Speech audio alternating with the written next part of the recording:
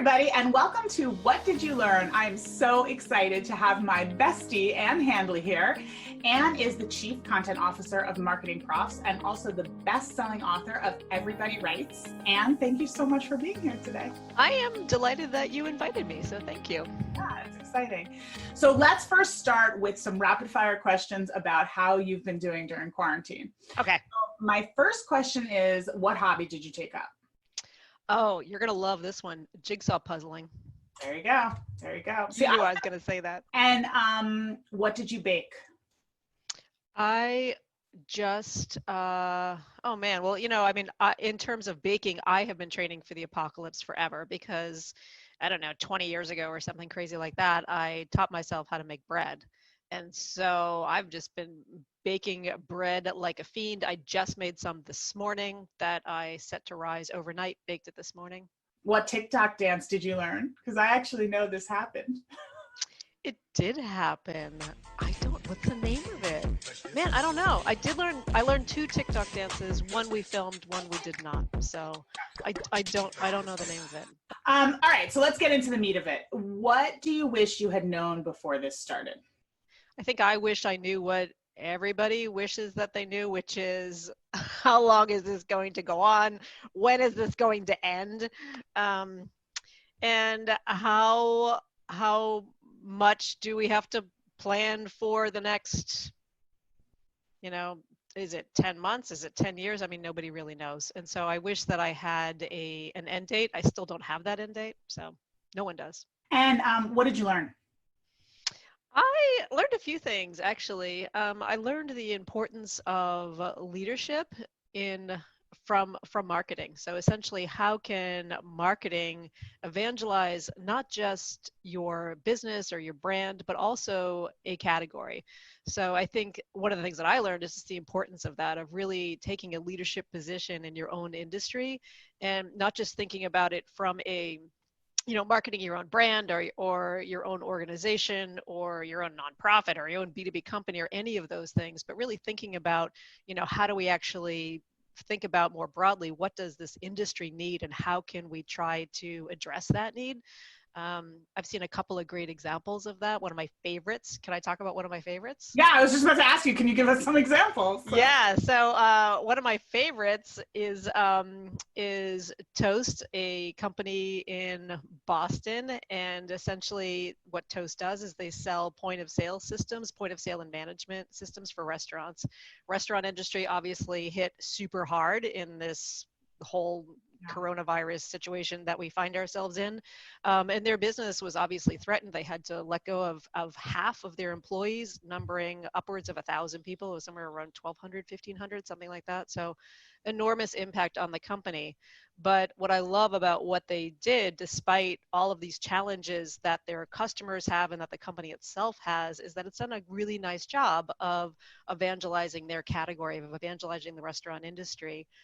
In 2 ways. Number one, they put up a microsite. Well, the first thing is they put up a microsite and they invited consumers, just ordinary people like you and me, to buy gift cards for their favorite restaurants. Now, why did they do that? It's because those gift cards essentially function as microloans to those businesses. Really important time when basically sales have dried up, giving those restaurants just a little boost in revenue is just so useful to them. So that was how they started it. It's called rallyforrestaurants.com. You can go there now and check it out. But the other thing that they evolved it to was that it became a resource for the restaurants themselves so that they were able to go there and get all kinds of information about how do they tap into government funding, how do they handle right now with like reopening. So they're really doing a nice job of not just marketing Toast in a time when no one is going to be buying that. Instead, they're thinking long-term. It's long-term leadership at the expense of short-term sales, maybe, but short-term sales aren't happening. And so long-term leadership becomes all the more important. I do believe that how we act over the next 10 months has repercussions for the next 10 years. And so I think Toast is a great example of that. Yeah, I think it's interesting because it's also sort of forcing marketers to think about investing in their communities, not just saying, buy me, buy me, buy me, but we really care about the industry that we work in and here. And that's a perfect example of something that done that's really valuable and important for people. What else did you learn? What else? You mentioned the importance of community. I think that's incredibly important, not just, externally, like when you think about who we're marketing to, but also just, internally. I mean, I think marketers themselves, being able to rely on other colleagues at other companies, other marketers. I think The that's MarketingProfs Facebook page is amazing. yeah, that's in part why we put that up, putting up so MarketingProfs Pro community, it's our paying members. We launched at the beginning of May. I was gonna say, is it April or May? I think it's the beginning of May. 700 days ago. 700 days ago, yeah, 700 years ago, that we launched a Facebook group specifically for those marketers, and it's been a great resource and very gratifying to see what's happening in there. Quick example of that: 2 days ago, someone posted and said, like, I don't know how to market right now. I don't know how to message right now. I don't know how to help my clients figure out what their messaging is. And it related specifically to the Black Lives Matter movement. So that's a great example, I think, of the importance of community, not just how you're projecting externally, how you're leading externally, but also just, connecting with other people. We are all in this together is such a cliche, but I think to the degree which you can actually embrace that and bring it into your own self, I think it's incredibly important.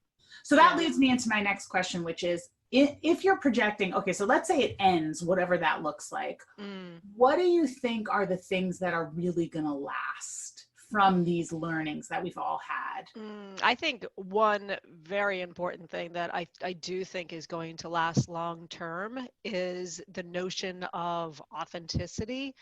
And that's a word that, I have been allergic to almost since marketers started using it at the advent of social media, when suddenly it was like, oh, let's be more authentic with our customers. It's like, what does that even mean? No one knows what it means.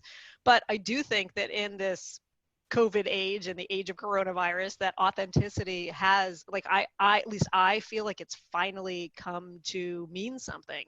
And what I think it means is that leaders are turning the camera around, getting on camera, speaking directly to their internally to their employees, to their customers, to their prospects, in a way that feels very genuine and very real. I think when it's done right, and I think it's shown that brands don't have to be polished and perfect.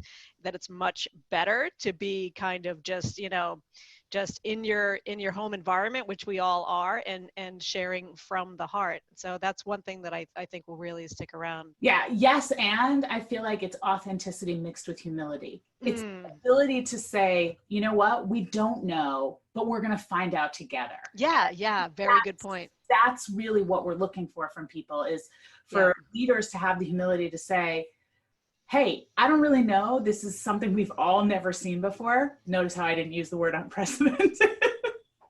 I just used it to not use it.